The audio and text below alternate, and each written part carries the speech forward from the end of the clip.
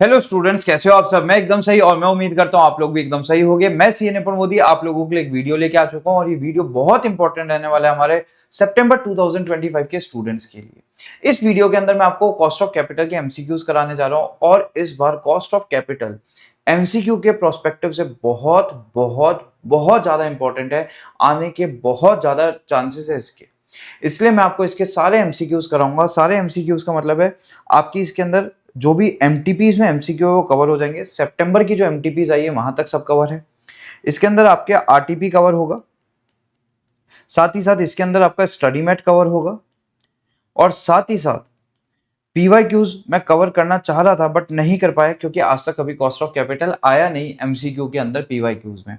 मेरे को तो लगता है अगली बार जब मैं पढ़ा रहूंगा तो मुझे लगता है पीवाईक्यूज में मेरे को कॉस्ट ऑफ कैपिटल मिल सकता है। ठीक है, फिर अभी तो नहीं है, अभी तो नहीं है तो मैं कुछ कर नहीं सकता। और फिफ्थ, हमारे केस सिनेरियो बेस्ड बुकलेट है, आप लोगों को पता होगा, उसके अंदर भी जितने हैं वो सारे के सारे यहाँ पे कवर है और ये सारे के सारे क्वेश्चन मैं आपको कराऊंगा। 45 मिनट्स हमें लगने वाले हैं इस वीडियो में और 45 मिनट्स में ये वीडियो कवर हो जाएगा। और साथ ही साथ आपको पता है मैं आपको शॉर्टकट ट्रिक्स बताऊंगा। शॉर्टकट ट्रिक्स में पता है क्या है? शॉर्टकट ट्रिक्स में आपको मैं बताता हूँ, जैसे मान लो कोई क्वेश्चन को अभी अपने को करने में 20 मिनट लग रहे हैं, उसको बाद में जब आप करोगे तो आपको 4 से 5 मिनट लगेंगे बस। बस उन ट्रिक्स को आप ध्यान रखना, ये ट्रिक्स जरूर आपके कहीं ना कहीं काम आएगी। ठीक है, अच्छा और क्या होगा इसके अंदर? इसके अंदर कुछ इंपॉर्टेंट पॉइंट्स है। तो हमने जो पहले पढ़ाई करी हुई है वो कहीं ना कहीं कंफ्यूजन क्रिएट कर सकती है, तो उससे कोई भी रिलेटेड पॉइंट आ रहा है तो उसको मैंने इंपॉर्टेंट पॉइंट नाम दिया है और उससे मैंने कोरिलेट करके बताया, देखो वहां पे ये होता था और यहाँ पे ये होता है। अच्छा, इस बुक की क्या खासियत है? ये बुक आपको मिल जाएगी, आप लोग मुझे व्हाट्सएप कर देना, मैं नंबर बता देता हूँ 7011738283 और नीचे डिस्क्रिप्शन में आपको टेलीग्राम ग्रुप मिल जाएगा, उसको भी आप ज्वाइन कर सकते हो। अब इसकी खासियत क्या है? एक तो जो केस सिनेरियो मैंने ब्रैकेट में लिखा हुआ है 13, सर 13 कैसे? ये हमारी जो इंस्टीट्यूट से आई है, आईसीआई से जो केस सिनेरियो बुकलेट आई है उसका नंबर है ये, और क्वेश्चन नंबर 1 हमारी बुकलेट का नंबर है। अच्छा, इसके सारे सॉल्यूशन हैंड रिटन है। सबसे मजे की बात ये है आपको इसको पढ़ने में भी मजा आएगा और साथ ही साथ बहुत मेहनत करके इसमें जो एडजस्टमेंट करने थे वो एडजस्टमेंट करने के बाद ये बुक बनाई गई है। अच्छा, फिर इसके बाद आपको पता है, अब जैसे मेरे को लगता है यार इसका कोई शॉर्टकट तरीका भी हो सकता था, तो मैंने यहाँ लिखा शॉर्टकट इन वीडियो। तो आप जब वीडियो चलाओगे, अभी जो आप देखोगे 45 मिनट्स का, उसके अंदर आपको इसका शॉर्टकट मिल जाएगा। अच्छा, अगले में मेरे को लगता है यार ये तो इंपॉर्टेंट है तो मैंने इसको इंपॉर्टेंट में डाल दिया। फिर मुझे अगला लगता है यार इसका तो शॉर्टकट बन सकता है, तो मैंने इसका क्या बना दिया? शॉर्टकट बना दिया। तो ये पूरी की पूरी बुकलेट आपके बहुत काम आने वाली है। सिर्फ 45 मिनट्स में पूरा चैप्टर होने वाला है और इसके बाद अपन वर्किंग कैपिटल को भी कवर करने की कोशिश करेंगे अगले वीडियो में और फिर कैपिटल बजटिंग को भी कोशिश करेंगे अपन एमसीक्यू के प्रोस्पेक्टिव से।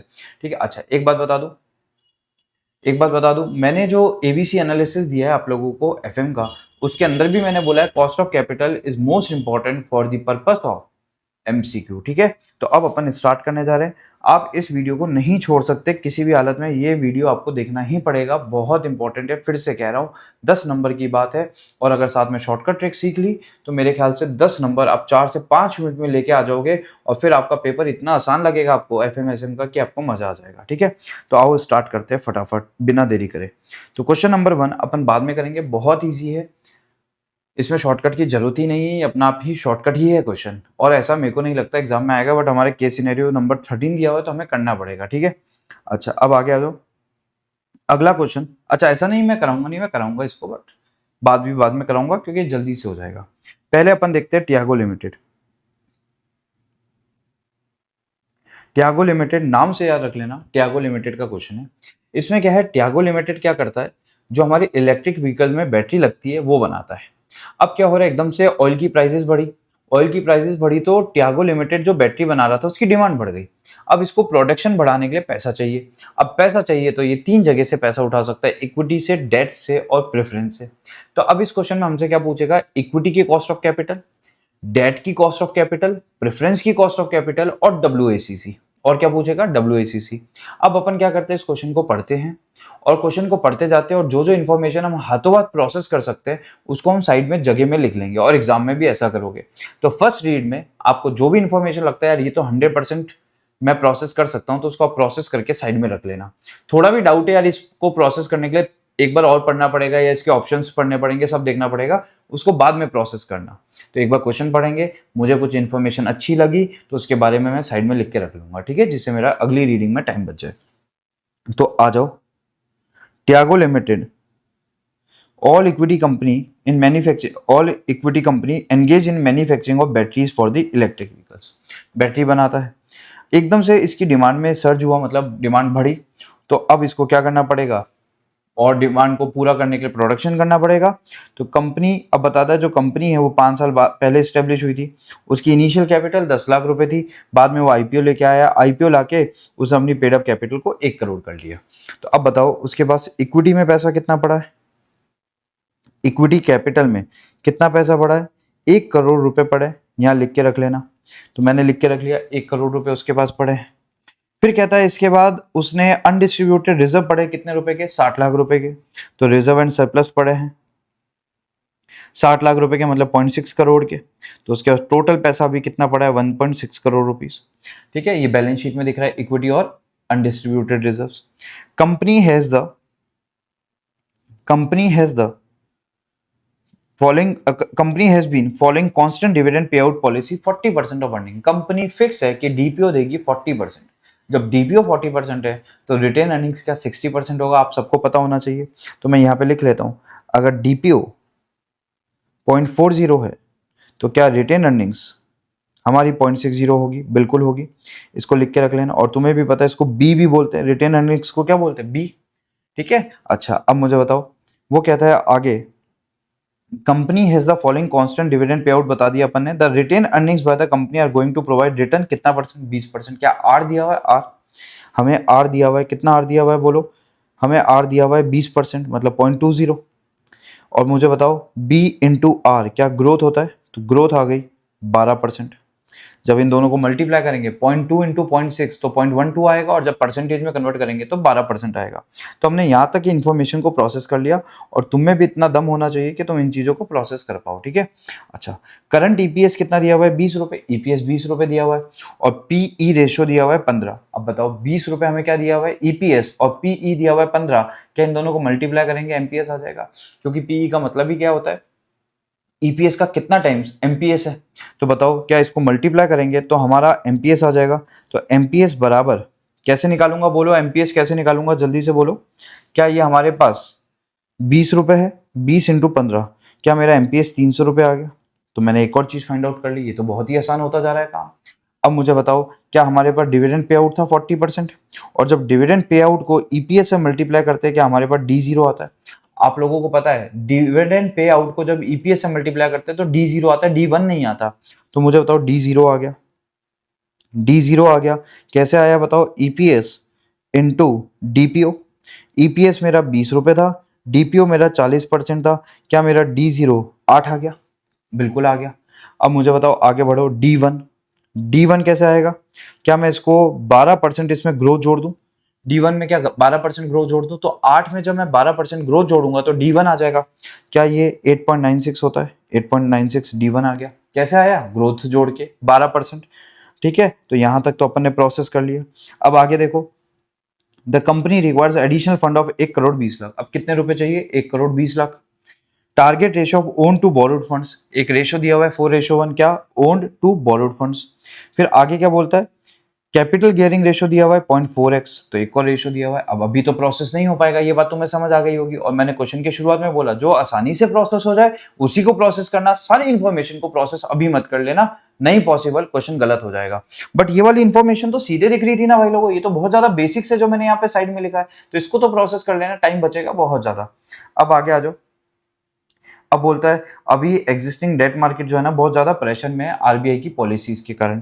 अब जिसके कारण हमें कुछ चैलेंजेस फेस करने पड़ रहे हैं, और जब हम डिवेंचर इशू करने जा रहे हैं तो 100 रुपए वाला डिवेंचर हमें ईल्ड देना है उस पर 9.5%। तो 100 रुपए वाले डिवेंचर पे ईल्ड कितना देना है, 9.5%, बट साथ ही साथ कूपन रेट है 8%।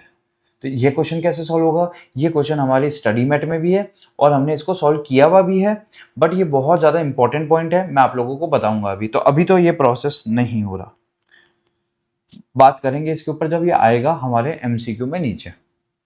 अच्छा, ये प्रेफरेंस शेयर की इन्फॉर्मेशन है, ये सबको सॉल्व करना आता है, इसमें कोई दिक्कत नहीं है।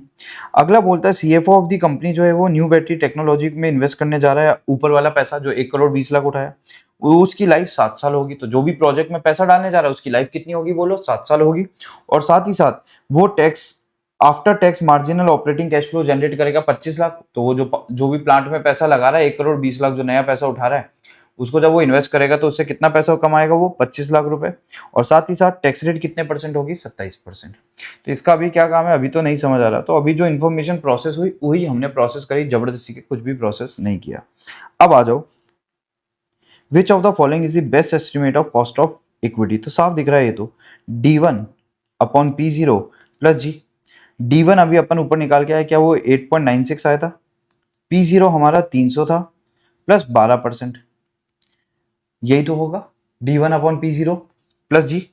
और इसको अगर अपन सॉल्व करते हैं तो 14.99% आता है। तो पहला आंसर आ गया अपना 14.99%। तो ये यहाँ पे सॉल्व हुआ है। ये आपको भी पता है, सबसे पहले 0.6 रिटेंशन रेशो आया। कैसे आया, जब 0.4 डिविडेंड पे आउट था तो बचा हुआ 0.6 का रिटेंशन आया। 20% रिटर्न है तो 0.6 को 20% से मल्टीप्लाई करोगे तो क्या 12% ग्रोथ आ जाएगी। और फिर उसके बाद तुम्हारे पास डीपीएस क्या 8 रुपए आ जाएगा। 8 रुपए कैसे आया बताओ, 20 रुपए ईपीएस था इंटू 40% डिविडेंड पे आउट किया तो 8 रुपए ही आ गया। एमपीएस 300 रुपए आ गया, ईपीएस इंटू पीई रेशो करके। और फिर उसके बाद हमने फॉर्मूला लगाया तो 14.99 आ गया। बट ये क्वेश्चन सीधे भी सॉल्व हो सकता था, इतना करने की जरूरत नहीं है, इसका सीधा सा शॉर्टकट है। मुझे बताओ, साफ दिख रहा है इसका शॉर्टकट। अगर तुम ओरली भी करना चाहो तो ओरली हो जाएगा, इतनी मेहनत करने की जरूरत नहीं है, कैलकुलेटर उठाने की जरूरत नहीं है। जब तुमने इस इंफॉर्मेशन को साथ ही साथ प्रोसेस किया तो अब मुझे एक बात बताओ, क्या formula D1 upon P0 plus जी है। जी क्या 12% है तो आंसर 12% तो आएगा ही आएगा। तो सबसे पहले तो 12% से नीचे वालों को कट कर दो।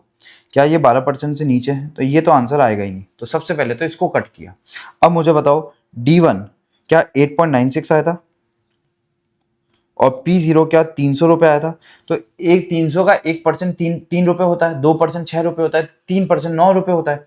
तो लगभग 3% के आसपास आ गया। तो 3% तो ये आ गया और 12% हमारी ग्रोथ आ गई। क्या टोटल आंसर 15% हो गया। तो 15% आंसर हमारा कौन सा है, डी। तो ऐसा नीचे जितना मैंने सुंदर लिख के किया उतना सुंदर लिख के करने की जरूरत नहीं है। आप तो इसको कैसे करोगे, ओरली भी करोगे तो भी हो जाएगा। साफ दिख रहा है 9 रुपए डिविडेंड दे रहा है, लगभग 9 रुपए डिविडेंड दे रहा है और 300 रुपए आपकी प्राइस है। तो आप 3% डिविडेंड दे रहे हो, 12% आपकी ग्रोथ है, 15% तो आंसर ही आ गया। तो इसमें तो कुछ है ही नहीं। अगला कौन आ रहा है, ये बहुत इंपॉर्टेंट क्वेश्चन है सेकंड वाला। कहता है इशू प्राइस ऑफ क्या बताओ, डिवेंचर्स बताओ। इशू प्राइस ऑफ क्या बताओ, डिवेंचर बताओ। बहुत इंपॉर्टेंट है, बहुत इंपॉर्टेंट है। ठीक है, तो अब सुनो मेरी बात। तुम्हारे पास एक ऐसा क्वेश्चन आता था, अगर तुम्हें याद है 5वां नंबर क्वेश्चन है तुम्हारे स्टडी मैट का। स्टडी मैट का 5वां नंबर क्वेश्चन है, बहुत इंपॉर्टेंट पॉइंट है, बहुत ज्यादा इंपॉर्टेंट पॉइंट है। 5वां नंबर पॉइंट है और इस 5वें नंबर पॉइंट को अपन कैसे करते थे मैं आप लोगों को याद दिलाता हूं।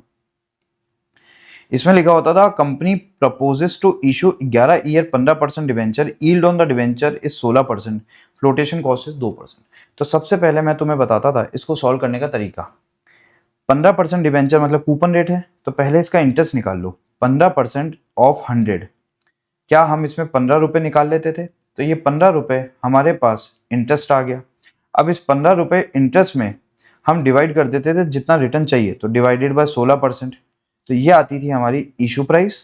इसमें से हम माइनस करते थे फ्लोटेशन कॉस्ट, तो हमारे पास आती थी नेट प्रोसीड। तो बताओ इसको सॉल्व करने का तरीका क्या होता था, पहले ऊपर इंटरेस्ट निकालो। तो फॉर्मूला फिक्स है, इंटरेस्ट। अब इसका रीजन नहीं समझाऊंगा ऐसा क्यों करते थे, बस सीधा याद करा रहा हूं कैसे करते थे। Interest required divided by required yield, इससे डिवाइड करते थे। तो इंटरेस्ट कितना आ गया ₹15 डिवाइडेड बाय अपन ने क्या कर दिया 16%। आंसर आ गया, यह आंसर हमारा आ गया।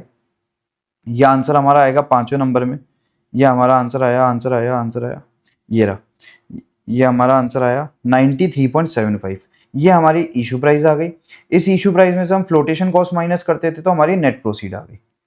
तो ये इशू प्राइस आ गई, ये नेट प्रोसीड आ गई। बोलो इसको निकालने का तरीका क्या था, ऊपर इंटरेस्ट नीचे यील्ड का परसेंटेज 16%। तो ऊपर आया 15 रुपए, नीचे आया 16%। ये 15 कैसे निकाला, ये कूपन रेट से निकाला।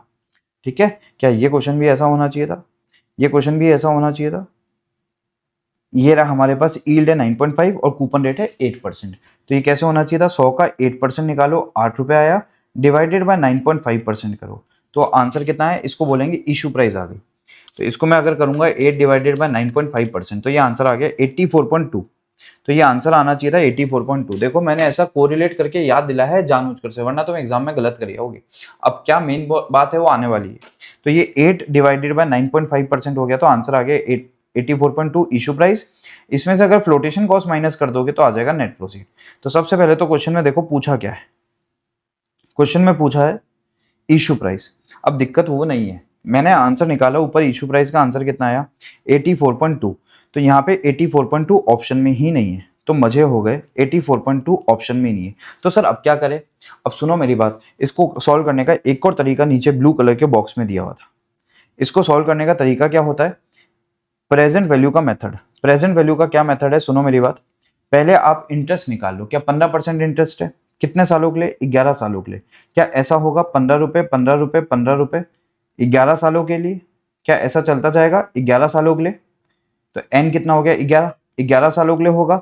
और साथ ही साथ इसकी रिडम्पशन वैल्यू दी हुई है, कुछ नहीं दी हुई तो 100 मानेंगे। रिडम्पशन वैल्यू कितनी मानेंगे? 100 मानेंगे। तो अब मुझे बताओ 15 15 15 15 15 और लास्ट में 100, अगर मैं इन सबकी प्रेजेंट वैल्यू ले लूं, क्या ये P0 के बराबर आएगा? तब भी तो ये P0 के बराबर आएगा। तो ये हो गया टाइम वैल्यू ऑफ मनी की मदद से। कैसे? 15 15 जो भी इंटरेस्ट है उसकी प्रेजेंट वैल्यू ले लो, और लास्ट में रिडम्पशन वैल्यू है उसकी भी क्या ले लो? प्रेजेंट वैल्यू ले लो, बात खत्म। तो अब अपने को यही करना है, इन सबकी प्रेजेंट वैल्यू लेनी है। तो ये 15 की प्रेजेंट वैल्यू ली, ये 100 की प्रेजेंट वैल्यू ली, आंसर आया 94.935। ये हमारी आ गई इशू प्राइस। इसमें से फ्लोटेशन कॉस्ट माइनस करोगे तो कौन आएगा? Net proceed. अब इस क्वेश्चन को इस तरीके से सॉल्व करा। तो इसको सॉल्व करने का क्या तरीका रहेगा, समझ गए तुम? तो इसके दो तरीके हैं ना, इसमें से इसको टाइम वैल्यू ऑफ मनी से सॉल्व कर रखा है। तो ये बात आप लोग ध्यान रखोगे। तो दोनों तरीके से सॉल्व करके देखना पड़ेगा, जिससे आंसर आएगा उसको सही करके आओगे। अब बाद में आप ये नहीं कह सकते कि यार हमारा तो उससे आंसर आया नहीं, तो हमें लगा क्वेश्चन गलत है। क्वेश्चन कहीं गलत नहीं है, इसको टीवीएम से सॉल्व किया हुआ है, तो तुम्हें भी टीवीएम से ही करना पड़ेगा। और तुम्हें पता है मजे की बात, अगर ये क्वेश्चन गलत हुआ तो क्वेश्चन थर्ड भी गलत होगा। क्यों गलत होगा? क्योंकि क्वेश्चन थर्ड में ये इशू प्राइस काम आ रही है। तो अब आ जाओ, इशू प्राइस निकाली कैसे तुम्हें दिखा देता हूं मैं। तो सेकंड को मैंने इसलिए इंपॉर्टेंट पॉइंट रखा, ये हमारे 8 रुपए कूपन रेट से इंटरेस्ट आ रहा था। ये कूपन रेट से इंटरेस्ट आ रहा था हमारा 8%। तो ये हमने निकाल दिया 8 रुपए। अच्छा, इसको डिस्काउंट किससे करना है? ईल्ड वाले परसेंट से। ये ध्यान रखना, इसको डिस्काउंट किससे करना है? ईल्ड वाले से।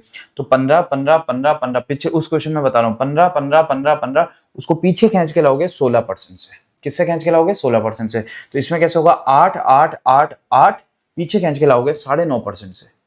किससे? 9.5% से। तो ये 8 रुपए इंटरेस्ट, ये रिडीमेबल वैल्यू, तो ये इंटरेस्ट आया, ये रिडीमेबल वैल्यू आया, और 9.5% से इसको पीछे खींच के लाओगे। और जब इसको पीछे खींच के लाओगे तो तुम्हारा आंसर आएगा 90.58। 90.58 अपना आंसर आ गया। तो ध्यान रख लेना, इसको दोनों तरीके से कर सकते हो सकता है तुम टाइम वैल्यू मनी से करो, और गिवन किससे हो? मेरे वाले तरीके से जो मैंने तुम्हें शुरुआत में बताया। कौन सा? ऊपर इंटरेस्ट, नीचे यील्ड का परसेंटेज। तो दोनों से करके देख लेना। तो इसके आंसर में 84.2 भी हो सकता है और 90.58 भी हो सकता है। अगर 84.2 हुआ तो तुम समझ गए कौन सा मेथड है, और 90.58 हुआ तो तुम समझ गए कौन सा मेथड है? टीवीएम। इसलिए मोस्ट इंपॉर्टेंट पॉइंट है, ध्यान रख लेना। और इशू प्राइस पूछी तो अभी इसमें फ्लोटेशन कॉस्ट माइनस नहीं होगी, क्योंकि फ्लोटेशन कॉस्ट माइनस करने के बाद नेट प्रोसीड आता है। तो अभी ये भी ध्यान से देख लेना, इशू प्राइस पूछी है या नेट प्रोसीड पूछा है? इशू प्राइस पूछी है या नेट प्रोसीड पूछा है? तो अब मजे की बात, नेट प्रोसीड वाला इसमें आंसर भी नहीं दिया हुआ, इशू प्राइस वाला ही आंसर दिया हुआ। ठीक है, जो भी है। अब आगे आ जाओ। अब अपने को निकालनी है कॉस्ट ऑफ डिवेंचर। अब बोलो, कॉस्ट ऑफ डिवेंचर में तो नेट प्रोसीड यूज होता है ना, तो अब इसको नेट प्रोसीड बनाना पड़ेगा। तो आ जाओ, नेट प्रोसीड कैसे बनाओगे? फ्लोटेशन कॉस्ट माइनस करके। तो फ्लोटेशन कॉस्ट माइनस कर दी तो आंसर कितना आ गया? 86.96। 90.58 माइनस 4% फ्लोटेशन कॉस्ट थी, तो 86.96 क्या आ गया हमारा? बोलो, नेट प्रोसीड आ गया। और नेट प्रोसीड आने के बाद इस फॉर्मूले में पुट कर दिया, आंसर आ गया 7.64। ये फॉर्मूला सबको आता है अप्रोक्सीमेशन का। इंटरेस्ट 1 माइनस टी प्लस कौन सा? बोलो, RB minus NP upon N, पूरे के नीचे आरबी प्लस एनपी अपॉन 2। ये हमारा आ गया 7.64। तो ये हमारा आंसर आ गया 7.64। ये भी अपना आंसर सही हो गया। तो ये 3 क्वेश्चन बहुत बढ़िया हो गए, 1 2 3। अब फोर्थ में आओ। कॉस्ट ऑफ प्रेफरेंशियल बिल्कुल ही जोड़ नहीं आएगा, सीधे सीधे गिवन है सारी इंफॉर्मेशन, तो कॉस्ट ऑफ प्रेफरेंशियल सीधे सीधे सॉल्व हो जाएगा। बहुत इंपॉर्टेंट पॉइंट, WACC निकालना है, बट WACC ना निकाल के मार्जिनल निकालना है, MCC निकालना है। तो हमें याद है MCC में क्या करते थे? MCC में हमें, अच्छा एक तो ये ध्यान रखना, अगर डिस्क्रिप्टिव क्वेश्चन आया तो उसके लिए भी ये इंपॉर्टेंट है। डिस्क्रिप्टिव क्वेश्चन आया तो उसके लिए भी इंपॉर्टेंट है, ध्यान रखना, ठीक है। अब मैं क्या बोलने जा रहा हूँ ध्यान से सुनो, और इसका मैं आपको शॉर्टकट बताऊंगा।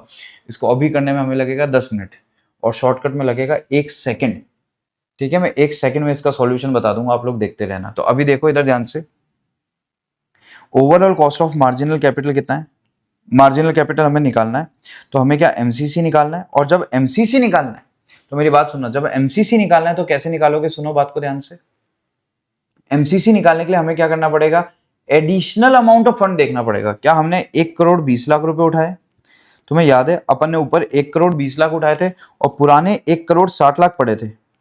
क्या हमारे पास पुराना पैसा 1 करोड़ 60 लाख पड़ा था और नया पैसा क्या हमने 1 करोड़ 20 लाख उठाया था।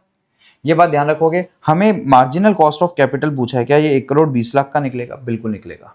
तो 1 करोड़ 20 लाख का हमें एमसीसी निकालना है। बट साथ में दिक्कत कुछ और थी, दिक्कत ये थी साथ में कुछ रेशियोज दिए हुए थे। पहला दिया हुआ था capital gearing ratio 0.4। Capital gearing का फॉर्मूला होता है, कैपिटल गियरिंग का फॉर्मूला होता है भाई लोगों, preference plus debt upon equity. तुम्हें पता है ना, ऊपर फिक्स चार्जेस वाले आते हैं और नीचे वेरिएबल चार्जेस वाले आते हैं। फिक्स चार्जेस वाले कौन होते हैं, प्रेफरेंस और डेट, और नीचे वेरिएबल चार्जेस वाले कौन होते हैं, इक्विटी। याद है तुम्हें। तो ऊपर कौन सी कॉस्ट आएगी, फिक्स वाली, और नीचे कौन सी वाली आएगी, वेरिएबल वाली, जो फिक्स नहीं है। तो फिक्स वाली कौन है, प्रेफरेंस और डेट, और नीचे कौन आएगा, कैपिटल गियरिंग। का मतलब ये होता है, हालांकि जब रेशियोज पढ़ाता हूं मैं तो बहुत ज्यादा डिटेल में बताता हूं, बट अभी के लिए ऊपर कौन आएगा, प्रेफरेंस और डेट, नीचे कौन आएगा, इक्विटी। तो ऊपर आ गया प्रेफरेंस और डेट और नीचे कौन आ गया, इक्विटी। अब बात ये है, प्रेफरेंस का अमाउंट हमें नहीं पता कितना है, डेट का अमाउंट हमें नहीं पता कितना है। ना प्रेफरेंस का अमाउंट पता है, ना डेट का अमाउंट पता है, ना इक्विटी का अमाउंट पता है। हमें यही तो नहीं पता वो 1 करोड़ 20 लाख रुपए उठाए कहां से जा रहे हैं। हमने सब कुछ निकाल लिया, बट उसने हमें इतना बता के छोड़ दिया कि 1 करोड़ 20 लाख रुपए चाहिए। कितने रुपए चाहिए बोलो, 1 करोड़ 20 लाख रुपए चाहिए। बट ये 1 करोड़ 20 लाख आएंगे कहां से, ये नहीं पता, ये नहीं पता। तो अब इसको पता लगाने के लिए हमें क्या करना पड़ेगा, हमें देखना पड़ेगा इन रेशियोज को। ये जो 4:1 है और ये 0.4x है, ठीक है, मतलब 0.4 टाइम्स हो गया। तो अब इसको कैसे देखे, सुनो मेरी बात। कैपिटल गियरिंग रेशियो हमें गिवन है, preference plus debt upon equity equal to 0.4। मुझे बताओ प्रेफरेंस प्लस डेट को क्या ऐसा लिख सकते हैं, टोटल कैपिटल एम्प्लॉयड। बोलो कैपिटल एम्प्लॉयड में कौन कौन आता है, इक्विटी आता है, प्लस प्रेफरेंस आता है, प्लस डेट आता है। अगर मैं ये लिख के इसमें से माइनस कर दूं इक्विटी, तो क्या ऊपर मेरा आंसर प्रेफरेंस और डेट का बच जाएगा। तो फॉर्मूला बनेगा total capital employed minus equity. तो मेरा कौन बच जाएगा बोलो, प्रेफरेंस और डेट बच जाएगा। तो मैंने यहाँ पे लिखा total capital employed minus equity upon equity, upon में तो इक्विटी था। अच्छा, टोटल कैपिटल एम्प्लॉयड हमें पता है, कैसे पता सर, 1 करोड़ 60 लाख रुपए हमारे पास पुराने पड़े थे और 1 करोड़ 20 लाख अभी हमें नए उठाने हैं। क्या हमारी total capital employed 2 crore 80 lakh हो जाएगी। तो ये 2 करोड़ 80 लाख मुझे पता है, ये यहाँ पे पुट कर दिए मैंने, और मेरा इससे आंसर आ गया इक्विटी बराबर 2 करोड़ रुपए। इक्विटी बराबर 2 करोड़ रुपए। तो बोलो इक्विटी कैसे निकाला, तुम्हें समझ आया। फॉर्मूला कैपिटल गियरिंग की मदद से, कैपिटल गियरिंग की मदद से। कैपिटल गियरिंग में ऊपर कौन आएगा, प्रेफरेंस और डेट, और नीचे कौन आएगा, इक्विटी। और प्रेफरेंस और डेट को कैसे सॉल्व किया मैंने, कैपिटल एम्प्लॉयड माइनस इक्विटी, क्योंकि पीछे कौन बच गए, प्रेफरेंस और डेट, और नीचे इक्विटी आता है इक्वल टू 0.4, जिसमें मुझे आंसर आ गया मेरा, बोलो कितना, 2 करोड़ रुपए। ठीक है, अब देखो, अब ये आ गया। अब हमें एक रेशो और दिया हुआ था, ओन्ड फंड्स टू डेट, इसका रेशो दिया हुआ था 4। तो अब बताओ ओन्ड फंड में कौन कौन आता है, ओन फंड में कौन कौन आता है, इक्विटी और प्रेफरेंस, नीचे कौन आ गया, डेट, और ये हमें रेशो दिया हुआ है 4। अब मुझे बताओ इसमें क्या मुझे इक्विटी पता है, क्या मुझे इसमें प्रेफरेंस पता लगाना है, तो प्रेफरेंस को प्रेफरेंस छोड़ दो, और नीचे बोलो डेट को क्या लिख सकता हूँ, क्या डेट को मैं ये लिख सकता हूँ, total capital employed minus equity और माइनस प्रेफरेंस। बिल्कुल लिख सकते हैं सर, क्योंकि टोटल कैपिटल एम्प्लॉयड में कौन आता है, equity plus preference plus debt, और इसमें से मैं किसको उड़ा रहा हूँ, इक्विटी को उड़ा रहा हूँ, प्रेफरेंस को उड़ा रहा हूँ, तो क्या डेट बच रहा है अपना आप। तो इसका फॉर्मूला थोड़ा सा एक्सपेंड करके लिख दिया और इक्वल टू में रख दिया 4। इससे मेरे पास प्रेफरेंस आ गए 24 लाख रुपए। तो मेरे पास इक्विटी भी आ गया, इक्विटी भी आ गया 2 करोड़ रुपए, इक्विटी भी आ गया 2 करोड़ रुपए, और प्रेफरेंस भी मेरे पास आ गया कितने रुपए, 24 लाख रुपए। अब बात पता है क्या है, इक्विटी जो 2 करोड़ आया ना, ये टोटल इक्विटी आया, और मुझे निकालना है मार्जिनल, मुझे निकालना है मार्जिनल। तो ये तो टोटल आई, पुराना प्लस नया, तो मैं इसमें से ओल्ड वाला माइनस कर दूंगा, इसमें से ओल्ड वाला क्या कर दूंगा, मैं माइनस कर दूंगा। और ओल्ड वाला याद करो मेरे पास 1 करोड़ 60 लाख का था। सर 1 करोड़ 60 लाख का इक्विटी थोड़ी ना, तो इक्विटी तो था, कैपिटल और रिजर्व एंड सरप्लस था, दोनों मिला के इक्विटी तो बनते हैं। तो 1,60,00,000 का मेरे पास क्या था, बोलो, इक्विटी था। अब इसमें से इक्विटी पुरानी वाली हटा दी तो नई वाली बच गई, क्या 40 लाख बच गई। तो 40 लाख रुपए इक्विटी से उठाऊंगा, प्रेफरेंस से कितना उठाऊंगा, 24 लाख, और मेरे को टोटल चाहिए थे 1,20,00,000। 1,20,00,000 में से 40 लाख मैंने किधर से उठा लिए, इक्विटी से। 24 लाख रुपए मैंने कहां से उठा लिए, प्रेफरेंस से। तो पीछे बचे हुए 56 लाख रुपए कहां से उठाऊंगा मैं, डेट से। ये 56 लाख रुपए डेट से उठा लिए। इसलिए मैंने बोला ये डिस्क्रिप्टिव में इंपॉर्टेंट है, और ऐसे क्वेश्चन करे हुए भी तुम्हें याद आएंगे, अपन ने कैपिटल गियरिंग रेशो वाले क्वेश्चन किए। इक्विटी फंड में पैसा रख दिया, प्रेफरेंस में रख दिया, डेट में रख दिया। तो सर आपने जैसे इक्विटी को ऐसा सॉल्व किया कि 2 करोड़ है, 2 करोड़ में से वो माइनस करो पुराने वाला, ऐसा प्रेफरेंस में क्यों नहीं किया? प्रेफरेंस में ओल्ड था ही नहीं, प्रेफरेंस का जो आंसर आएगा वो न्यू का आएगा। डेट ओल्ड था ही नहीं, डेट का जो आंसर आएगा न्यू का आएगा। तो ये हमारे सारे के सारे कौन आ गए, ये हमारे अमाउंट आ गए। वेट्स हमें पता थे, वेट्स आ गए इससे, सॉरी, और सीओसी हमें पता था, आंसर आ गया 11.76। अब मैं तुम्हें एक बात बताता हूँ, क्या इसका आंसर 14.99 है, इसका आंसर क्या 11.22 है, इसका आंसर क्या 7.64 है? क्या इनका आंसर, ये हमें पता थे, क्या इनका आंसर 14.99 से ऊपर कभी आ ही नहीं सकता? 14.99 से भी पता है कब आएगा आंसर, 14.99 भी पता है कब आएगा आंसर, जब 100% पैसा इक्विटी में होगा। क्योंकि हमें इन तीनों का एवरेज लेना है, इन तीनों का क्या लेना है, एवरेज। कौन सा एवरेज? Weighted average. मैं कह दूं एक आदमी मेरे पास 6 फीट का, एक आदमी 8 फीट का, एक आदमी 10 फीट का है, मैं कहूं इन तीनों की हाइट का एवरेज लो, तुम कहोगे 12 आ गई। 12 आ सकती है क्या? 12 आ सकती है कि 6 फीट के आदमी, 8 फीट के आदमी और 10 फीट के आदमी का एवरेज 12 आ सकता है क्या? नहीं आ सकता ना। तो मुझे एक बात बताओ, इन तीनों का अगर मैं वेटेड निकालना चाहूं तो क्या इसका आंसर मैक्सिमम 14.99 आएगा? वो भी कब आएगा? जब 100% पैसा किस में लगा हुआ, मेरा इक्विटी में लगा हुआ। वरना तो 14.99 भी नहीं आएगा, उससे नीचे आएगा। बिल्कुल सर ऐसा ही होगा। तो मेरा क्या आंसर मैक्सिमम 14.99 है। अब मजे की बात देखो, 14.99 से नीचे का ऑप्शन ही एक ही है, तो आंसर ए पहले ही पता था, बट मुझे डिस्क्रिप्टिव के पॉइंट ऑफ व्यू से कराना था, इसलिए मैंने तुम्हें बता दिया 14.99 से नीचे एक ही है। तो सर ये कैसे किया आपने, मैं बताता हूँ। पहले पहले आप लोगों ने निकाला था, सबसे पहले पहले जो आप लोगों ने निकाला था, पहले नंबर क्वेश्चन में आपने 14.99 के ई निकाल दिया था। तो यहाँ पे लिख लो के ई बराबर 14.99। फिर आपने के डी निकाल लिया था, के डी कितना निकाल लिया था आपने, 7.64। और केपी तो करने की भी जरूरत नहीं है, इतना आसान है। केपी कितना आ रहा था इसमें, 11.22% आ रहा था, तो 11.22% अपन ने केपी लिख लिया। अब मुझे बताओ इसमें से तीनों में मैक्सिमम रेट कौन सी है, 14.99। तो आंसर 14.99 से ऊपर जाएगा ही नहीं एवरेज का। तो तुम्हें पता है ऊपर ये वाली इंफॉर्मेशन देखने की भी जरूरत नहीं है, ये जो थी ना यहाँ पे इतनी सारी, देखने की भी जरूरत नहीं है। तुम्हें पता है एमसीसी, एमसीसी कितने से ऊपर नहीं जाएगा, 14.99 से ऊपर नहीं जाएगा। और 14.99 से ऊपर सारे के सारे 14.99 से ऊपर है, तो ये तो आंसर ही नहीं है। आंसर ही कौन है, सिर्फ 11.76 आंसर है, बात खत्म। तो अब बताओ ये क्वेश्चन कितना ज्यादा जल्दी अपन ने कर लिया, बस आप लोगों को ये बात ध्यान होनी चाहिए, ठीक है। तो ये अपना सारा टाइम बच गया है यहाँ पे। और यहाँ पे मैंने आप लोगों को, यहाँ पे जो क्वेश्चन नंबर 2 था इशू प्राइस वाला, इसमें भी इंपॉर्टेंट बात बताई थी, तो इसको भी आप लोग ध्यान रखोगे। ये बहुत बहुत बहुत ज्यादा इंपॉर्टेंट बात थी, वरना कहीं ना कहीं आपके उसमें, उस आंसर में और इस आंसर में कहीं ना कहीं प्रॉब्लम क्रिएट कर देगा, ठीक है। अब अपन चलते हैं अगले क्वेश्चन पे। अगले क्वेश्चन के अंदर हमारा ये जो केबीएल लिमिटेड वाला क्वेश्चन है, ये केबीएल लिमिटेड जो क्वेश्चन है, इसमें थोड़ा सा टाइम लगेगा, मतलब इतना टाइम नहीं लगेगा, बस जितना टाइम लगना था वो लग गया। एक ही क्वेश्चन था और उसको मैंने आपको इतने ढंग से बता दिया कि आप लोगों को सारी चीजें याद रहेगी, सारी चीजें याद रहने वाली है, अब आप लोग कभी नहीं भूलोगे, ठीक है। बट उससे पहले एक आसान क्वेश्चन कर लेते हैं अपन। एक आसान क्वेश्चन में अगर बोलना चाहूँ तो मैं आप लोगों को क्वेश्चन नंबर 4 बताऊंगा। ये क्वेश्चन नंबर 4 है ना भाई लोगों, ये क्वेश्चन नंबर 4 अपने स्टडी मैट में भी आया हुआ है, स्टडी मैट में भी है ये क्वेश्चन। बहुत ज्यादा आसान क्वेश्चन है। ये जो फालतू बातें लिखी हुई है पढ़ लेना तुम, फालतू की फालतू बातें लिखी हुई है, कुछ नहीं है, कहानियां बनाई हुई है और कोई काम की नहीं है, ठीक है। और इसके बाद ये सारी इन्फॉर्मेशन हमें गिवन है, और उसके बाद डिबेंचर्स की इन्फॉर्मेशन गिवन है, प्रेफरेंस की गिवन है, इक्विटी की गिवन है। तो अगर मैं देखना चाहूँ, अगर ये हमसे केडी पूछेगा, जो कि क्वेश्चन में पूछा है, सर ये नीचे वाली इन्फॉर्मेशन सब फालतू फालतू बातें कर रहा है, कहता है WACC जो है ना, मार्केट वैल्यू वेट से निकाल सकते हैं, बुक वैल्यू वेट से निकाल सकते हैं, मार्केट से निकालेंगे तो ये हो जाएगा, उससे निकालेंगे तो ये हो जाएगा, सब फालतू।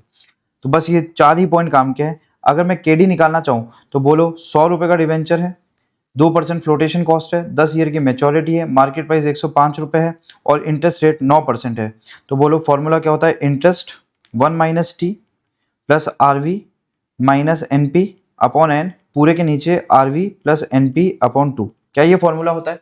इंटरेस्ट हमें इसके अंदर पता है 9 रुपए, तो 9 रुपए इंटरेस्ट आ गया, 1 माइनस टी कर देंगे, टैक्स रेट हमें पता है 35%, 1 माइनस 0.35 कर देंगे, प्लस आरवी रिडम्पशन वैल्यू हमें बोलता है कितनी है, रिडम्पशन वैल्यू कुछ नहीं बोला, कुछ नहीं बोला, तो क्या ये 100 रुपये हो जाएगी, माइनस एनपी नेट प्रोसीड बोलना कितना आएगा, 105 रुपये मार्केट प्राइस थी, 2% फ्लोटेशन कॉस्ट थी, तो इसमें से माइनस कर दो 105 माइनस 2%, ये 102.9 आ गई, तो 102.9 इसमें से माइनस कर दो, 102.9 माइनस कर दो, कितने साल वाले डिवेंचर है, 10 साल वाले डिवेंचर है, तो डिवाइडेड बाय 10 कर दो, और पूरे के नीचे 100 प्लस 102.9 डिवाइडेड बाय 2 कर दो, तो इससे केडी आ जाएगा, तो देख लो केडी का आंसर आ जाएगा, ये केडी का आंसर आ जाएगा, ये रहा 100 102.9 ये पूरा आंसर आ गया 5.48, और केडी यहाँ पे पूछा है हमसे, तो 5.48 आंसर आ गया। चलो भाई फ्री हो गए इससे तो, ठीक है। अगले में देखो क्या पूछा है, प्रेफरेंस वापस से आ गया, वापस से तुम्हें पता है आसान होता है, तो मैं सॉल्व भी नहीं कर रहा, इसको टाइम वेस्ट नहीं करना।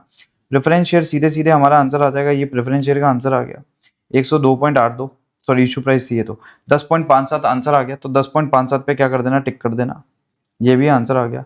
अब बोलता है के ई, ये पहले वाले क्वेश्चन में के ई पूछ रहा है, तो के ई की इन्फॉर्मेशन हमारे पास है, ये रहा के ई की इन्फॉर्मेशन सारी की सारी पड़ी है। बोलना कैसे करेंगे इसको सॉल्व, क्या हमारे पास यहाँ पे मार्केट प्राइस दी हुई है और 4 रुपये फ्लोटेशन कॉस्ट दी हुई है, तो बोलो क्या नेट प्रोसीड हमारा 20 आ गया, मतलब P0 क्या हमारा 20 आ गया, D1 अपॉन P0 प्लस जी, बोलो P0 क्या हमारा 20 आ गया, और एक्सपेक्टेड डिविडेंड दिया हुआ है ऊपर 2 प्लस ग्रोथ दी हुई है 5%, बोलो इससे ज़्यादा और क्या होगा, क्या ये 10% हो गया, ये 5% हो गया, क्या आंसर 15% आ गया, तो पहला भी हो गया, दूसरा भी हो गया, तीसरा भी हो गया।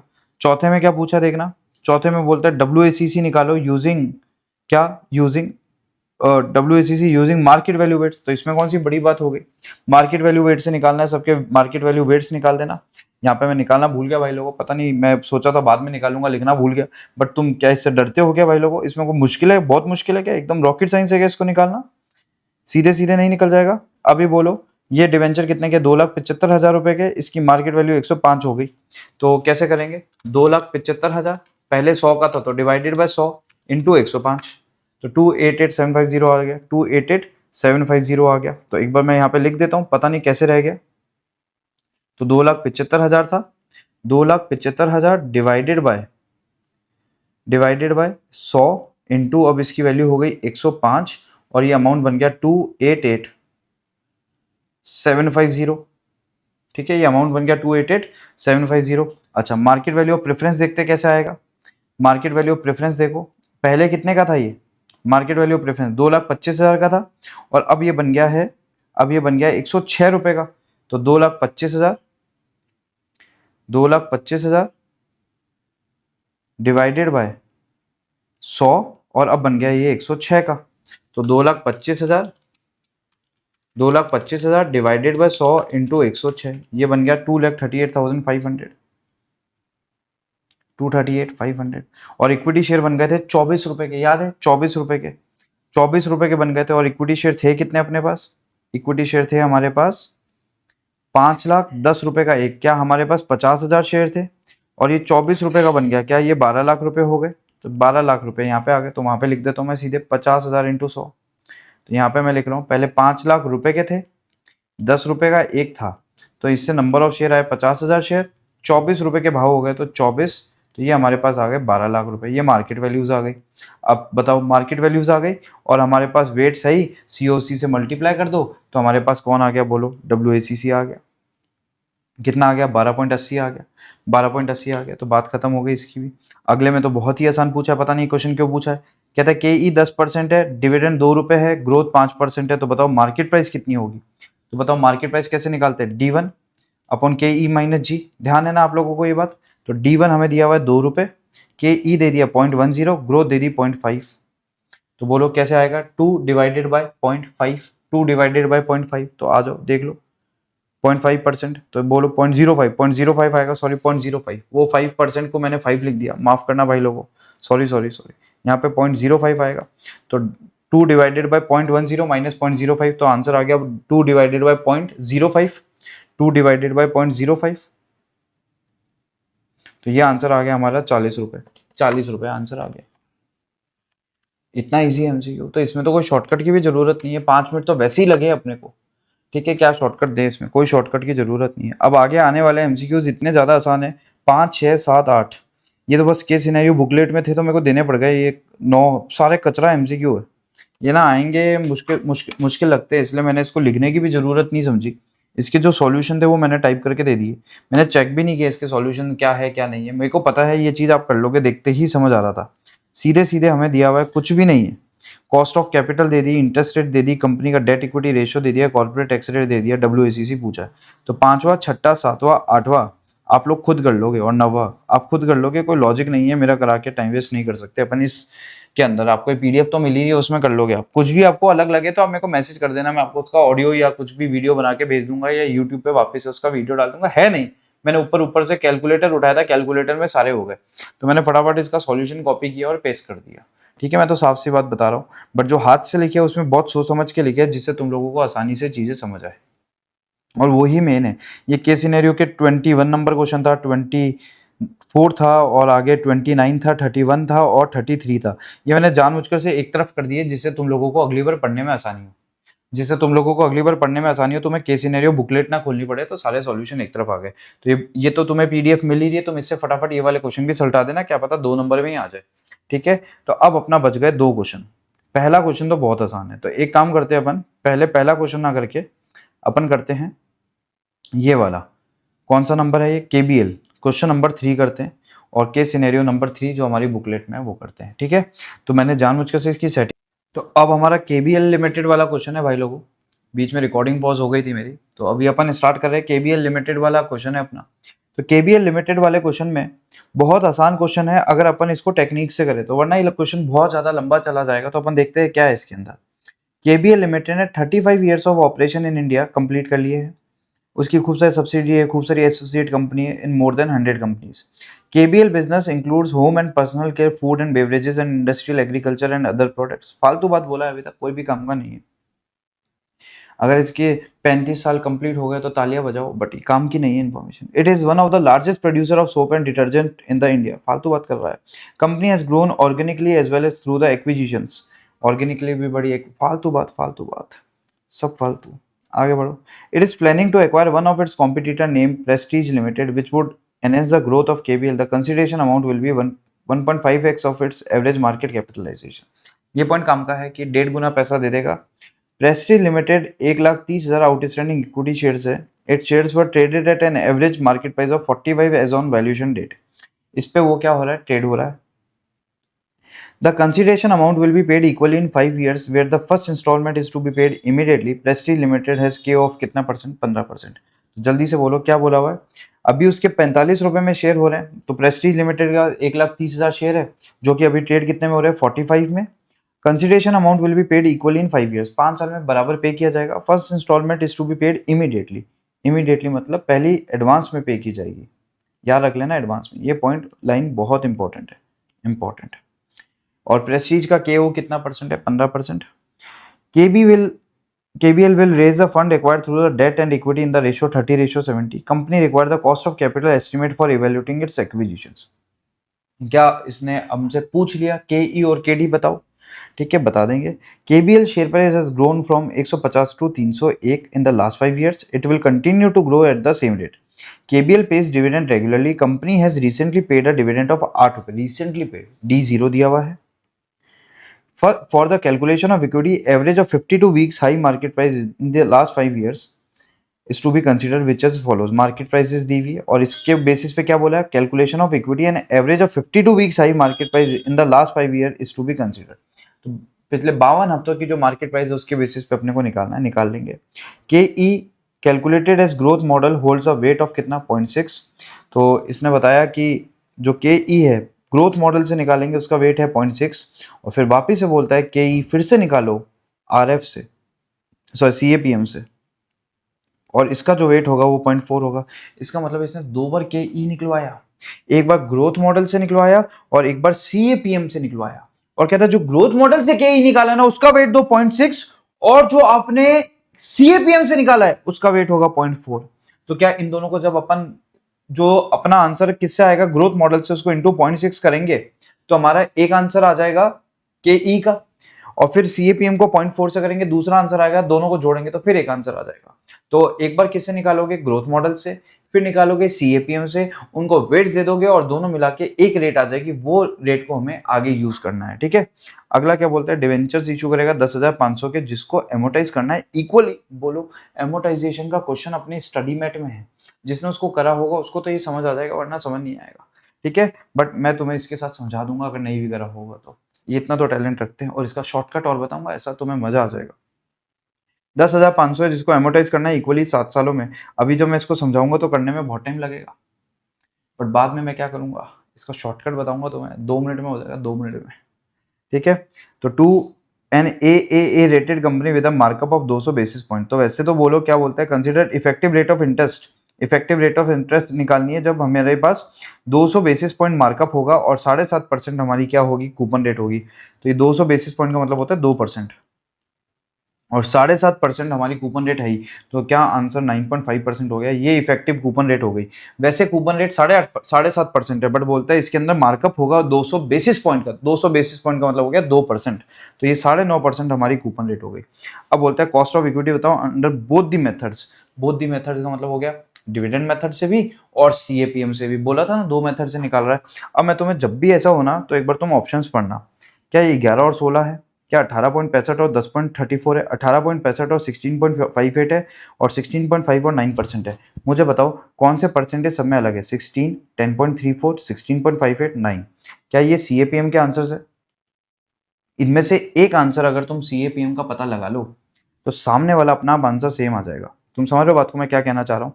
इन्होंने बोला ये सारे के हमारे ग्रोथ मॉडल के आंसर है, ये भी ग्रोथ का, ये भी ग्रोथ का, ये भी ग्रोथ का, ये भी ग्रोथ का, ये CAPM का, ये CAPM का, ये CAPM का, ये CAPM का, दोनों ये तो मेथड थे। अब मुझे बताओ इसमें क्या 18.65 दो बार है, तो इसको सॉल्व मत करना एक बार, हालांकि मैं तो सारा ही सॉल्व कराऊंगा, बट मैं तुम्हें शॉर्टकट ट्रिक बता रहा हूँ, इसको सॉल्व मत करना। क्या CAPM के सारे आंसर अलग अलग हैं? क्या CAPM के सारे आंसर अलग अलग हैं? अगर अपन CAPM का आंसर निकाल ले, मान लो इसका आंसर आता है 16.58, तो सामने वाला आंसर क्या अपना 18.65 हो गया, क्योंकि इसके सामने यही आ रहा है। अगर आंसर आया 10.34 तो क्या सामने वाले का आंसर 18.65 हो गया। तो अपन इसको CAPM से पहले निकाल लेंगे, और CAPM से जो इसका आंसर आएगा, CAPM से जो आंसर आएगा वो आ रहा है 16.58, 16.58। अब जाओ ऊपर ढूंढो CAPM 16.58 कितना कहाँ आ रहा है, ये 16.58 ये आ गया, तो सामने वाले का आंसर अपना आप 18.65 आ गया। मतलब हमें 2 बार निकालना ही नहीं पड़ा, वरना क्या है ये थोड़ा सा मेहनत लगेगी, और तो क्या है। तो देखो यहाँ पे ऐसा था, मेहनत कैसे लगेगी सुनना बात को। फॉर्मूला क्या D1/P0 प्लस G होगा। अच्छा ग्रोथ रेट हमें निकालनी पड़ेगी, उसने कहा था 150 से 301 हो गई प्राइस, 150 से 301 हो गई 5 सालों में। तो क्या हमें ग्रोथ रेट निकालनी पड़ेगी, और ग्रोथ रेट कैसे निकालते तुम्हें पता है, 150 1 प्लस जी की पावर 5 इक्वल टू 301, क्योंकि 150 301 क्या 5 सालों में हो गया। तो 150 को अगर आप ग्रोथ जोड़ोगे 5 साल तक, तभी तो वो 301 होगा। तो ये 5 किस लिए आया, क्योंकि 5 साल बाद 301 हो गई। तो क्या इससे जी पता चल जाएगा, बट कितना दोहरा होना पड़ रहा है, तुम समझ रहे हो बात को। 15% ग्रोथ रेट आई। सर इसको कैसे सॉल्व करते हैं भाई लोगों, ये मैंने यहाँ पे नहीं बताने वाला, कैलकुलेटर में दबाना पड़ेगा 12 बार, रूट और वाला तरीका करना पड़ेगा, तो यहाँ ये तो मैं नहीं बता रहा, ठीक है। तो बोलो क्या आंसर 15% आ गया। माफी चाहता हूँ भाई लोगों यार, कैसे बताऊँ तुम्हें, पूछना ऐसे ही पूछ लो, तुम व्हाट्सअप कर दो, मैं तुम्हें ऐसे ही ऑडियो बना के भेज दूंगा, बट प्लीज यार यहाँ पे मत पूछो, ठीक है। 15% आ गया, बोलो 15% आ गया, ये 15% रेट आ गई। अब 15% रेट आने के बाद हम ये ग्रोथ की रेट आई। अब हमारे पास क्या दिया हुआ था, D0 दिया हुआ था, बोला था रिसेंटली पेड किया 8 रुपये डिविडेंड। इसमें D1 जोड़कर, सॉरी ग्रोथ जोड़ के क्या हमने D1 निकाल लिया, तो D1 आ गया, ग्रोथ आ गई। अब हमें निकालनी है मार्केट प्राइस P0, कहता है उन सारे पिछले 5 सालों के बेसिस पे इनका एवरेज ले लो, तो डिवाइडेड बाय 5 करो, तो इन सबको जोड़ के डिवाइडेड बाय 5 करो। तो डिस्क्रिप्टिव में जरूर ये काम आ सकता है, इसलिए मैंने तुम्हें करा दिया। क्या पता ये क्वेश्चन डिस्क्रिप्टिव बन के आ जाए, और डिस्क्रिप्टिव बन के आ जाए तब तो हमें आना चाहिए ना, इसलिए मैंने तुम्हें बता दिया। क्या ये आंसर 252.5040 आया। फिर इसको के ई के फॉर्मूले में पुट करो, D1/P0 प्लस जी। P0 कैसे आया, 5 सालों का एवरेज एमपीएस का। जी कैसे आया, वही 150, 5 सालों में 131 हो गया, तो ये पावर कितनी 5, और ये कितना हो गया था 301 हो गया था, शायद 301 ही था ना, 301 हो गया, तो जी आ गया। और D1 कैसे आ गया, D0 गिवन था प्लस ग्रोथ जोड़ दी तो D1 आ गया, तो ये सारे अमाउंट आ गए, 18.65 आंसर आ गया। अब देखो CAPM कितना आसान है, CAPM में सारी इन्फॉर्मेशन सीधे सीधे गिवन है।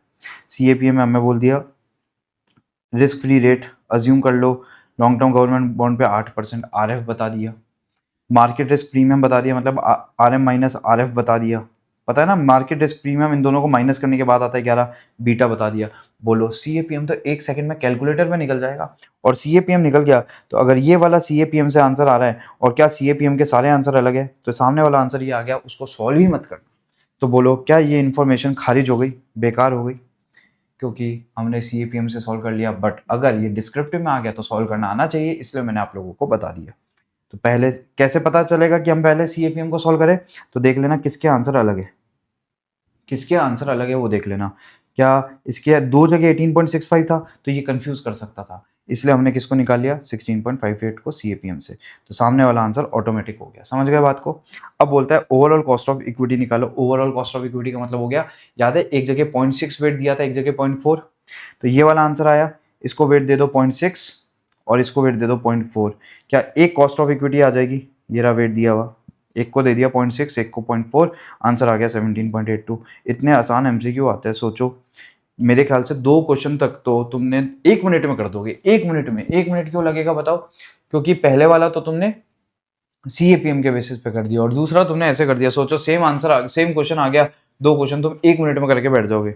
तीसरा बोलो, तीसरा थोड़ा सा पेचीदा क्वेश्चन है, कॉस्ट ऑफ डेट निकालनी है, अगर इंट्रिंसिक वैल्यू कितना है 9740, और ये क्वेश्चन अपने को दिया हुआ था एमोटाइजेशन से, एमोटाइजेशन से दिया हुआ था, और निकालनी क्या कॉस्ट ऑफ डेट। इसका मतलब पता है क्या, ये इसने क्या दिया हुआ है, आज 9740 पे इशू होगा, 9740 पे इशू होगा, और जो इसकी फेस वैल्यू है 10,500, इसको इंस्टॉलमेंट में पे किया जाएगा 7 साल तक, 7 साल तक इंस्टॉलमेंट में पे किया जाएगा, मतलब 1500 रुपए 7 साल तक, और इसके 10,500 पे हो जाएंगे, ऐसे 7 साल तक होगा और 10,500 पे हो जाएंगे। तो बोलो फेस वैल्यू कितनी है 10,500, जिसको 1500 रुपए करके पे किया जाएगा, और इसकी आज जो इंट्रिंसिक वैल्यू है, मतलब इसका जो आज की वैल्यू है जिसको अपन नेट प्रोसीड बोलते हैं, क्या वो 2740 है।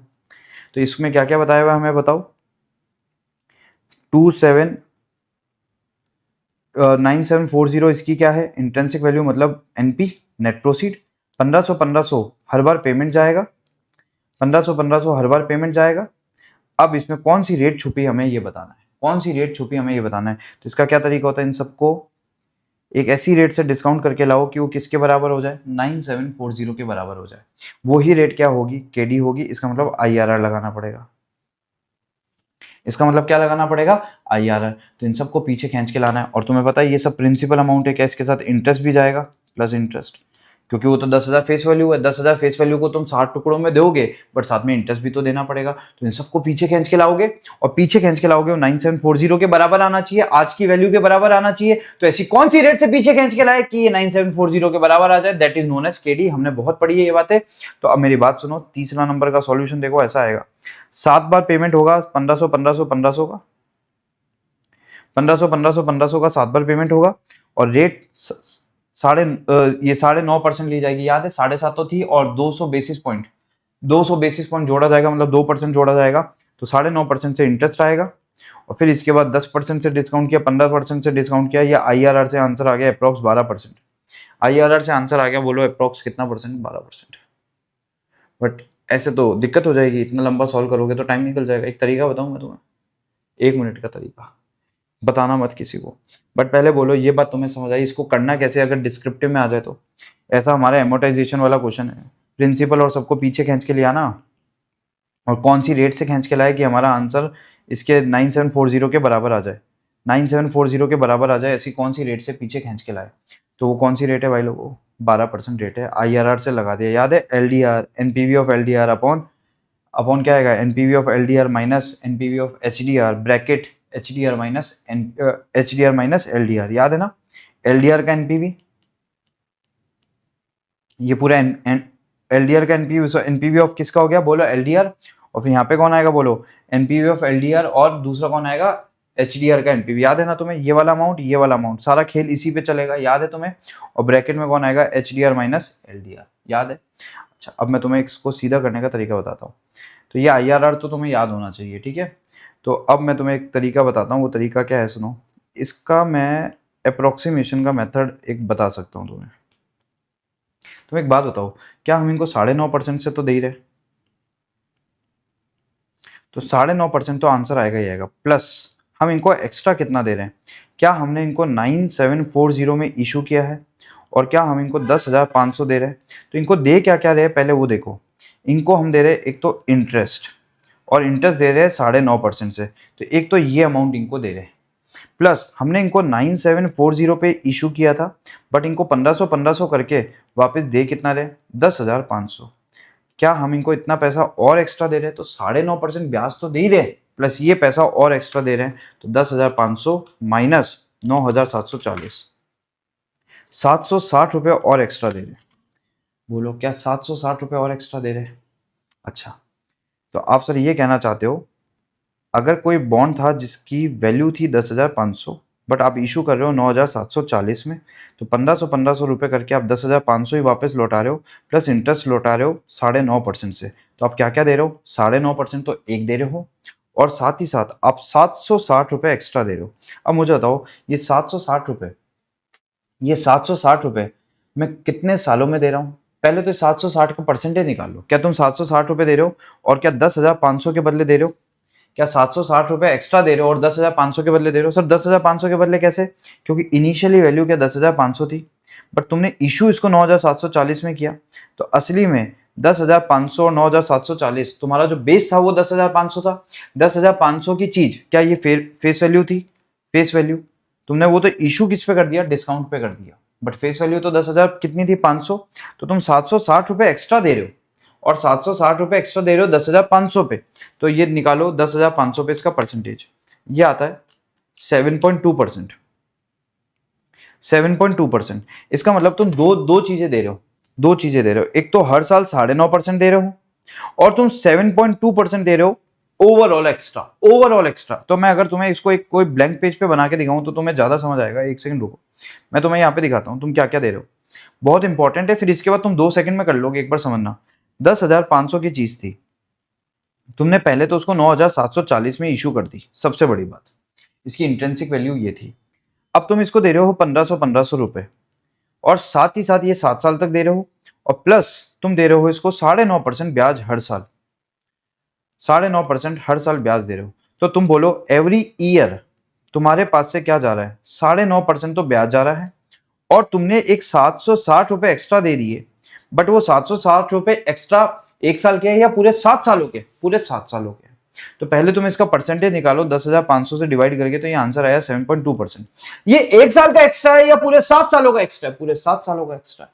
बट मुझे बताओ जब ऐसे खूब सारे साल होते हैं तो उसको अपन पता है क्या करते हैं, एवरेज लेते हैं। क्या लेते हैं, एवरेज। तुमने पता है तुम्हें एवरेज लेते हैं अपन हर जगह डिवाइडेड बाय 2 करते हैं, आरवी माइनस एनपी अपॉन 2, हर जगह आरवी प्लस एनपी अपॉन 2 करते हैं, ये सारी जगह हम क्या करते हैं, एवरेज लेते हैं। तो अब अपन इस 7.2% को ये नहीं बोलेंगे कि इसका भार 7 सालों पे डालो, इसका भार 3.5 सालों पे डालो, इसका भार कितने पे डालो, 3.5 सालों पे डालो एवरेज। सर एवरेज क्यों किया, बिना एवरेज के भी तो करते हैं। बिना एवरेज के देखो कब करते हैं, RV minus NP upon N करते हैं, तब बिना एवरेज के करते हैं। बट वो कब होता है पता है तुम्हें, जब उसके अंदर एक ही बार में रिडम्पशन हो रहा हो। क्या ये रिडम्पशन एंड में होता है, उसमें यहाँ पे हमारे पास नेट प्रोसीड होती है और लास्ट में जाके क्या रिडम्पशन वैल्यू होती है। क्या एक ही बारी में सारा रिडीम कर दिया जाता है, बट इसमें टुकड़ों में रिडीम हो रहा है 1500, फिर थोड़ा अमाउंट और कम, फिर थोड़ा अमाउंट और कम, फिर थोड़ा अमाउंट और कम, फिर थोड़ा अमाउंट और कम। तो फिर इसका भार किस पे डाले, तो एक काम करो 7 सालों पे ना डाल के इसका भार एवरेज पे डाल दो। एवरेज पे मतलब ये 7.2%, ये बोल दो 3.5 सालों का भार है। अब इसका आंसर आएगा लगभग 7.2 डिवाइडेड बाय 3.5, इसका आंसर आता है 2.41, मतलब 2.5 के आसपास। 9.5 और 2.5 क्या 12% आंसर सीधा आ गया। तो ये 12% आंसर सीधा आ गया। मैं एक बार तुम्हें और समझाना चाहता हूँ ये शॉर्टकट टेक्निक, सोचो कितना बड़ा काम बच गया, अब तुम्हें याद रहेगा। मुझे बताओ हर साल क्या दे रहे हो, बट ये जो एवरेज वाला है ना, ये सिर्फ किस पे लगेगा, सिर्फ एवरेज वाला जो है ये किस पे लगेगा, ये जो मैंने लास्ट में 3.5 से डिवाइड किया, वरना 7 से डिवाइड करना होता है। बोलो फॉर्मूला क्या होता है, interest 1 minus T plus RV minus NP upon N. क्या ये एन होता है, इसमें तो अपन पूरे 7 साल लेते, पूरे 7 साल लेते, बट ये जब टुकड़ों में एमोटाइजेशन में जाता है तो फिर एन का मतलब पता है क्या हो जाता है, एवरेज एन, एवरेज एन हो जाता है। तो फॉर्मूला क्या बन गया, इंटरेस्ट 1 माइनस टी है नहीं, 1 माइनस टी है नहीं, और प्लस आरवी माइनस एनपी, टुकड़ों में जा रहा है, टुकड़ों में जा रहा है तो मैंने इसको एमोटाइजेशन बनाने के लिए क्या कर दिया, एवरेज एन कर दिया, एवरेज एन कर दिया। तो बोलो इंटरेस्ट क्या 9.5% है, और आरवी माइनस एनपी क्या 700 कितना आया था अपना, 700 कुछ आया था ना, भूल गया मैं कितना आया था, एक बार देख लेते ऊपर, 700 कुछ आया था भाई, 760 रुपए आया था। बस 760 रुपए परसेंटेज में अगर कन्वर्ट करूं तो 10,500 पे 760 रुपए, क्योंकि वो फेस वैल्यू थी, तो ये अपना आ गया था 10,500 से अपना आ गया था 7.2%, 7.2%। तो बोलो हम टोटल कितना पे कर रहे हैं, 9.5% पे कर रहे हैं, और 7.2% पे कर रहे हैं 7 सालों में। बट उसको 7 साल से डिवाइड नहीं करेंगे, 3.5 से करेंगे, क्योंकि 1500 कम होता जा रहा है। शुरुआत में 1500 है, फिर 1500 और कम हुआ, फिर 1500 और कम हुआ, फिर 1500 और कम हुआ, तो लास्ट में जाके क्या ये 3.5 साल पे बाहर पड़ेगा, जैसे इस वाले में एन होता है डिवाइडेड में, क्योंकि इसमें क्या होता है, यहाँ पे नेट प्रोसीड होती है, यहाँ पे आरवी होता है। बट इस वाले क्वेश्चन में क्या हर साल आरवी है, हर साल आरवी है, क्या 1500 रुपए हर साल जा रहे हैं। जब ऐसा हर साल जाएगा तो एवरेज ले लेना, तो 7.2 का 3.5 से डिवाइड किया तो आंसर आया 2.5 लगभग। तो इनका आंसर क्या 12% आ रहा है। तो ये मैंने अप्रोक्सीमेशन मेथड से कर दिया। तो ये बोलो अप्रोक्सीमेशन मेथड से कैसे करोगे, याद रख लो एमोटाइजेशन को वैसे भी। तो इसका अप्रोक्सीमेशन का फॉर्मूला क्या हो जाएगा, देखो अप्रोक्सीमेशन का फॉर्मूला क्या हो जाएगा, इंटरेस्ट का परसेंटेज, अगर टैक्स है तो माइनस कर देना, टैक्स है तो माइनस कर देना, अगर टैक्स है तो, मेरे ख्याल से है नहीं इसके अंदर टैक्स, तो इंटरेस्ट का परसेंटेज प्लस एक्स्ट्रा अमाउंट का percentage divided by average years. बोलो मजा आया, बोलो मजा आया, बोलो बोलो बोलो। इंटरेस्ट का परसेंटेज क्या 9.5% है, उसका एक्स्ट्रा अमाउंट का परसेंटेज 760 रुपए डिवाइडेड बाय 10,500 आया था, इंटू 100 करने से क्या ये 7.2 आया था, तो 7.2%, तो आंसर आया 9.5% प्लस 7.2% एवरेज 3.5 साल, तो क्या ये आंसर हमारा 12% आ गया। और ये देखो ना, इतना कुछ करने की जरूरत ही नहीं पड़ेगी, फिर IRR लगाने की जरूरत ही नहीं पड़ेगी, आंसर हमारा कितना परसेंट आ जाएगा, 12%। तो अगली बार सोचो ये क्वेश्चन कितना आसान लगने वाला है तुम्हें, अगली बार कितना ज़्यादा आसान लगने वाला है ये क्वेश्चन। सीधे देखोगे 9.5%, चल भाई। अगला देखोगे 7.2 3.5 सालों के लिए, चल भाई आंसर आ गया 12%। 1 सेकंड में हो गया। अभी जरूर तुम्हारे 20 मिनट लग गए, बट ये एग्जाम के 20 मिनट बच गए, ये एग्जाम के 20 मिनट बच गए, ध्यान रखना। अब अगला बोलता है, ये जो अगला जो क्वेश्चन है वो देखते हैं क्या बोलता है। अगला क्वेश्चन बोलता है calculate WACC and the amount of purchase consideration. WACC पूछा है और अमाउंट ऑफ परचेज कंसिडरेशन पूछा है, तो परचेज कंसिडरेशन तो बाद में निकाल लेना। क्या आप वापस से देखो फिर वही तरीका, क्या WACC सबका अलग है, अगर एक WACC पता चल गया तो सामने वाला PC अपना पता चल जाएगा। और WACC निकालना बहुत आसान होता है, तुम्हें पता है, WACC निकालना बहुत ज़्यादा आसान है, तुम्हें पता है। WACC कैसे निकलेगा बोलो, weight of D into KD, weight of E into KE। Sir ये KE कहाँ से आया, याद है ना, दोनों को मिला के वेटेड एवरेज निकाला था 7.82। और याद करो ये बोल रहा था इक्विटी का वेट 70% होगा, डेट इक्विटी रेशियो, क्या इसने 30% और 70% बोला था। तो बोलो KE को 70% से मल्टीप्लाई कर दोगे, KD को 30% से कर दोगे, क्या आंसर 16.07 आ जाएगा। और देखो चारों में ढूंढो 16.07 किस में है, 16.07 इसमें है, तो सामने वाला क्या PC हो गया, सामने वाला क्या PC हो गया। ये तो शॉर्टकट है, बट PC निकालना भी तो आना चाहिए, PC निकालना भी तो आना चाहिए। तो परचेज कंसिडरेशन कैसे निकालेंगे, याद है तुम्हें, उसने बोला था हम MPS को 1.5 गुना लेंगे, MPS को 1.5 गुना लेंगे, और MPS था कितना, MPS हमारा आया कितना था, 45 आया था शायद MPS हमारा 45 आया था, कितना आया था MPS, 45 दिया हुआ था शायद, एक सेकंड रुकना, 45 दिया हुआ था शायद। परचेज कंसिडरेशन निकालने का ऊपर तरीका बताया हुआ था, मैंने तुम्हें बताया भी था, यहाँ ये रहा।